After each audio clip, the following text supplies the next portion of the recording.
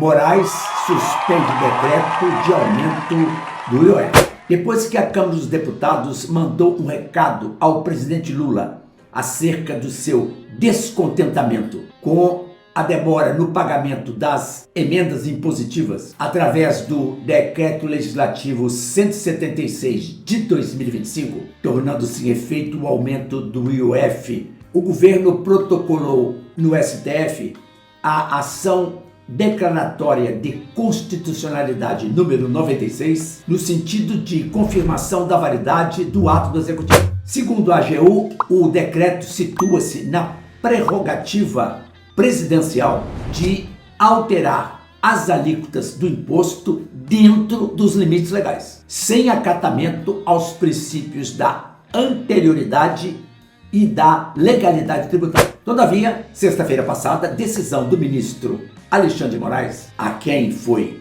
remetida a ação, reconheceu o desvio de finalidade do decreto por inequívoca intenção arrecadatória, aliás, anunciada abertamente pelo Ministério da Fazenda, quando a natureza do IOF é extrafiscal, para influenciar comportamentos de incentivo ou desincentivo da atividade econômica. Óbvio que a função fiscal acaba também sendo atendida, ligando-se à arrecadação às operações feitas por bancos, seguradoras, instituições de crédito, corretoras e lojas de câmbio. E aqui abro parênteses para dizer que, ao contrário da ladainha esquerdopata sobre a luta entre ricos e pobres, de que, para defender o aumento de imposto, fala-se que pobre não viaja ao exterior, pobre não faz operação de câmbio, logo não paga IOF, logo não é atingido em nada pela medida. Mas vamos lá, as pessoas fazem compra a prazo, portanto fazem financiamento, portanto pagam nessas operações IOF. As pessoas financiam estoque para iniciar uma atividade qualquer. As pessoas entram no cheque especial porque a grana é curta, não é elástica e termina antes do próximo pagamento. Todas essas operações sofrem com o incremento da tributação. A esquerdalha parece que esqueceu destes detalhes. Portanto, é você, consumidor, que irá se lascar para socorrer a necessidade contingencial de arrecadação. É você que irá financiar, como sempre financiou, as caravanas de aviões da FAB para lá e para cá, tanto no Brasil como no exterior. É você. Voltando à decisão do ministro na ADC 96, Sua Excelência, no papel de editor da sociedade, determinou aos representantes dos poderes subalternos, legislativo e executivo, que estejam em um encontro de conciliação no Templo de Salomão, isto é, na sede do STF, próximo dia 15, para então, após o convescote, verificar a necessidade de manutenção da cautelar dada pela suspensão de eficácia do decreto. A análise do ato do ministro comporta algumas observações. Não há específica previsão legal que preveja conciliação no STF, porque tanto as ações diretas de inconstitucionalidade formuladas pelos partidos, como a direta de constitucionalidade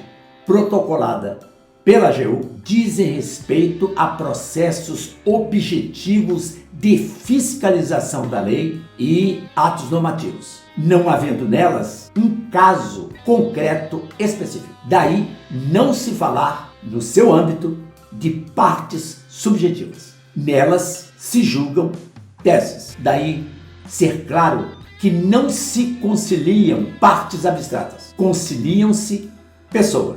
Além disso, como assegura o jurista André Marsiglia na Revista Oeste, se Moraes reconhece o desvio de finalidade no decreto executivo por intenção arrecadatória, deveria ter parado o exame neste ponto, que continua o advogado. Ao entender que o decreto executivo é inconstitucional, a obrigação seria suspendê-lo e julgar prejudicada a análise sobre as demais questões.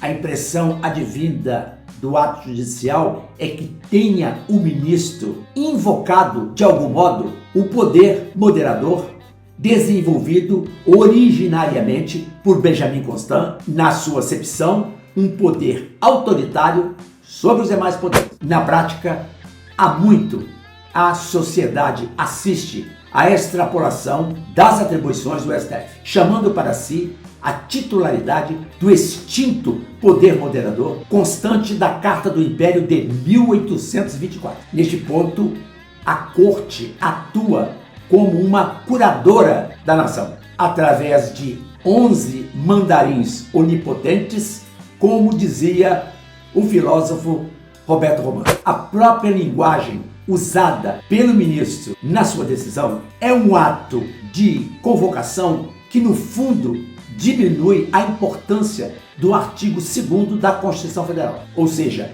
a República se guia pela harmonia entre os poderes e não pela pretensa superioridade de um sobre os demais. Neste caso, a Suprema Corte trata o Executivo e o Legislativo como sujeitos de obediência estrita às suas ordens. Na definição de Paulo Silva Pinto do Poder 360, não há notícia de outra Corte Constitucional no planeta que entre nesse tipo de discussão com os poderes executivo e legislativo. Especula-se sobre a posição que os convocados deverão tomar. Do lado do governo, há um sinal de que o tribunal não viu com bons olhos a edição dos decretos sobre os impostos regulatórios. Quanto à Câmara e o Senado, há no âmbito interno de ambos uma crescente cobrança pela sua independência e também resgate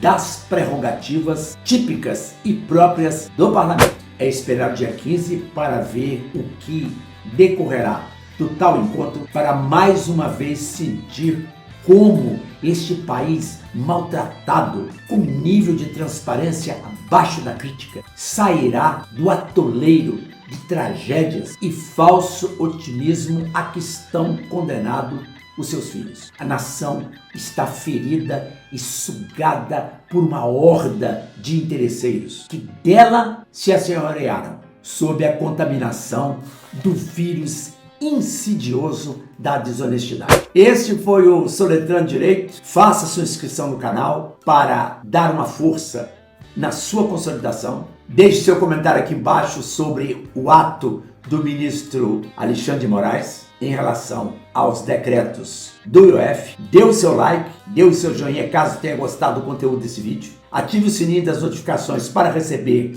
os conteúdos do canal. Muito obrigado pela audiência. Tchau!